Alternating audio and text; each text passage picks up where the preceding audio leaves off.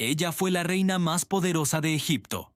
Él, el mayor conquistador de la historia. Nunca se conocieron, pero Cleopatra construyó su poder siguiendo el sueño de Alejandro Magno. Una historia imposible que une a dos de las figuras más legendarias de todos los tiempos a través de los siglos. Imagina un mundo en el que los dioses caminan entre los mortales y los imperios se forjan con sangre y ambición. En este mundo, en el año 356 a.C., nació un niño destinado a cambiarlo todo. Alejandro Magno no era un príncipe cualquiera. Criado en la corte de Macedonia, su padre, el rey Filipo II, le dio la mejor educación posible, poniendo a su lado al mayor pensador de la época, el mismísimo Aristóteles. El filósofo no solo le enseñó ciencia y literatura, le enseñó a pensar, a soñar, a ver más allá del horizonte. Alejandro creció con la idea de que estaba destinado a gobernar, a dejar una huella imborrable en la historia.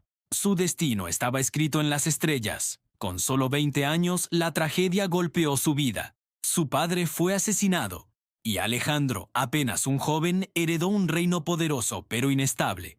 La mayoría habría dudado, habría temido el peso de la corona, pero Alejandro no era como la mayoría. En lugar de consolidar su poder en casa, miró hacia el este, hacia el colosal imperio persa, y decidió hacer lo imposible, conquistar el mundo. Lo que siguió fue una de las campañas militares más asombrosas de la historia. Al frente de su ejército macedonio, Alejandro demostró ser un genio táctico sin igual.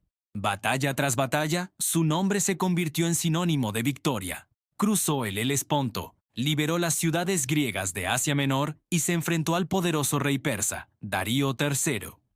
En las llanuras de Iso y Gaugamela, destrozó ejércitos mucho más grandes que el suyo, demostrando que la estrategia y el valor podían superar a cualquier número. Nunca perdió una sola batalla. Su imperio crecía a una velocidad vertiginosa, uniendo territorios que abarcaban desde Grecia hasta los confines de la India.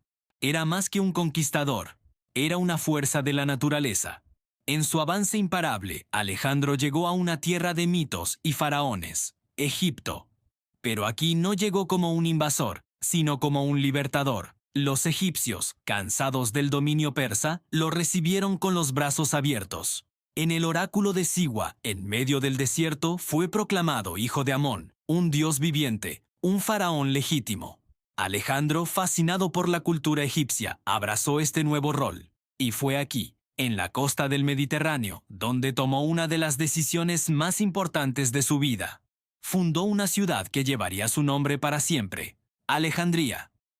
No era solo un puesto militar, fue concebida como un faro de conocimiento, un puente entre Oriente y Occidente, una metrópoli destinada a ser el centro cultural y comercial del mundo conocido. Pero incluso las leyendas tienen un final.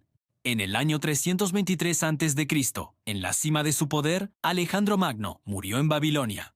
Tenía solo 32 años. Las causas de su muerte siguen siendo un misterio que alimenta debates hasta hoy. ¿Fue una fiebre, veneno o simplemente el agotamiento de una vida vivida al límite?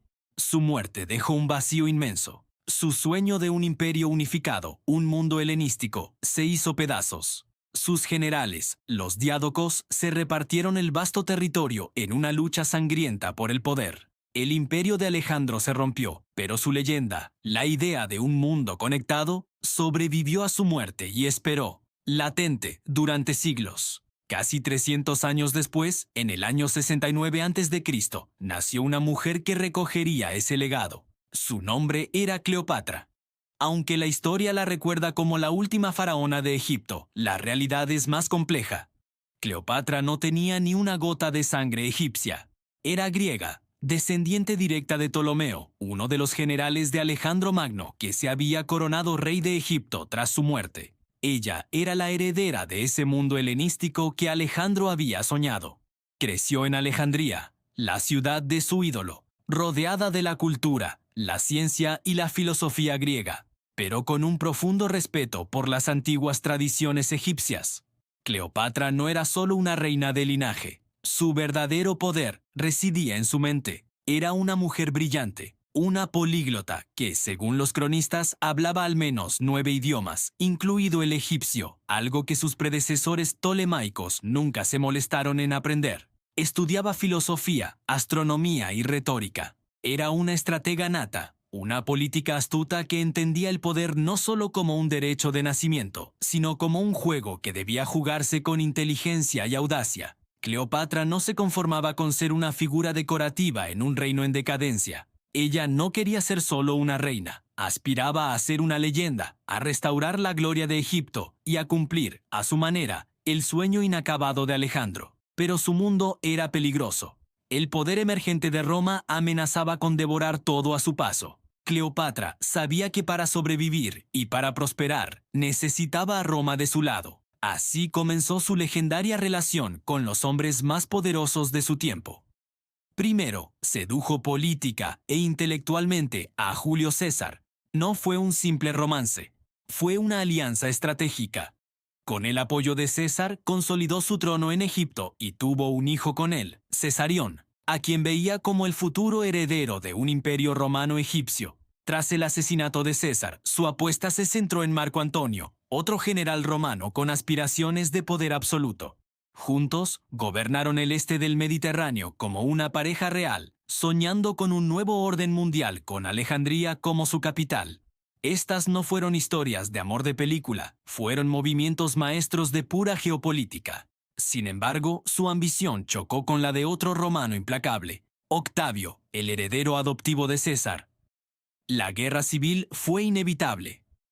En la batalla naval de Actium, las fuerzas de Antonio y Cleopatra fueron derrotadas. Marco Antonio se quitó la vida creyendo que ella ya había muerto.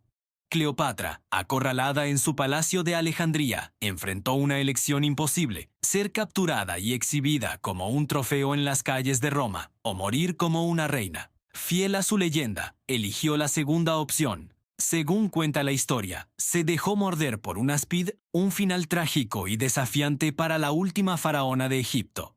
Con su muerte, el Egipto de los Ptolomeos llegó a su fin y se convirtió en una provincia romana. Y aquí es donde sus historias se entrelazan de la manera más profunda. Cleopatra y Alejandro Magno nunca se vieron. 3 siglos los separaban. No hubo un amor romántico, ni un encuentro secreto. Su conexión era mucho más poderosa, un sueño compartido. Cleopatra se vio a sí misma no solo como la reina de Egipto, sino como la sucesora espiritual de Alejandro. Gobernó desde su ciudad, se presentó ante su pueblo como la reencarnación de la diosa Isis, y utilizó la imagen y el legado de Alejandro para legitimar su propio poder. El amor que los unió no fue carnal, fue un amor simbólico por una misma idea, una herencia de poder que trascendió la muerte.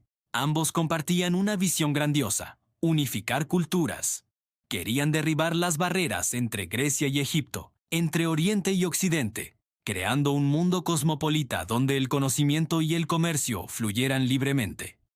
Alejandro lo intentó con la espada, forjando un imperio a través de la conquista militar. Cleopatra lo intentó con la mente, usando la diplomacia, las alianzas y su innegable carisma para construir puentes.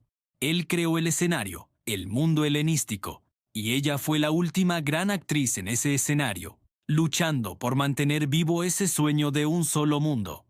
Al final, Alejandro Magno creó el mundo que Cleopatra intentó gobernar, 2 leyendas separadas por el tiempo, pero unidas por un mismo sueño de grandeza, una historia de poder, ambición y un legado que, casi 2 milenios después, todavía nos fascina. Y ahora la pregunta es para ti: ¿quién crees que fue más grande?